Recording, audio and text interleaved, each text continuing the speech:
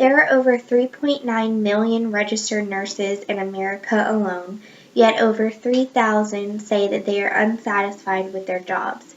This can be caused from understaffed nursing in hospitals, and this is the topic that I would like to share with you guys today.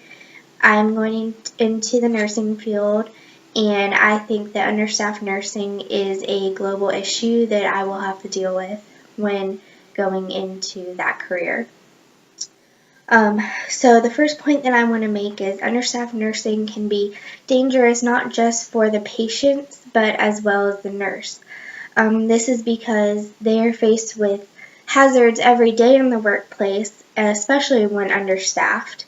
If there's not enough people on the floor to cover the amount of patients on the floor, it can get very harsh for the nurse.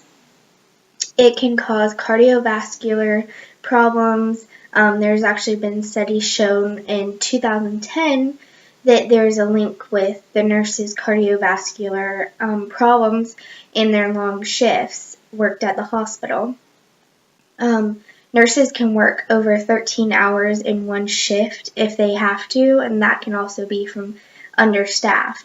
Ways to help prevent this, like in California, they have started a safe staff law, which means there's an important ratio to staff member law that has been enacted, which means in like burn units, in children pediatric units, and ICU units, there's always two nurses working, or two patients, working with one nurse.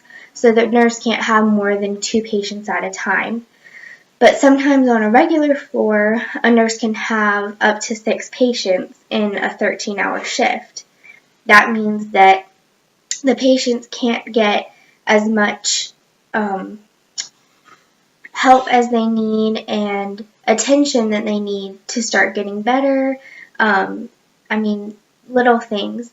But this can also be prevented by having the uncertified workers come in and help do things like weigh patients or give baths, certain things that the patient might need done that day, but necessarily a nurse doesn't have to do. When weighing a patient, an uncertified staff member can perform the procedure. It just has to be recorded by an actual nurse, which is no problem. It takes just a few minutes. Nurses can also suffer from musculoskeletal problems from their back, their hands, and their shoulders from lifting patients all throughout the 13-hour period time.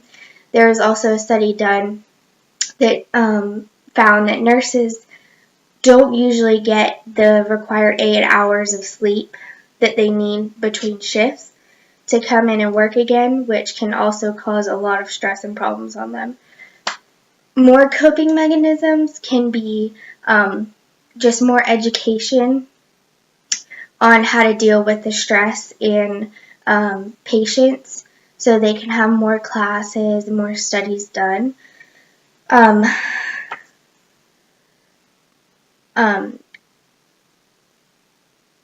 Prioritizing assignments.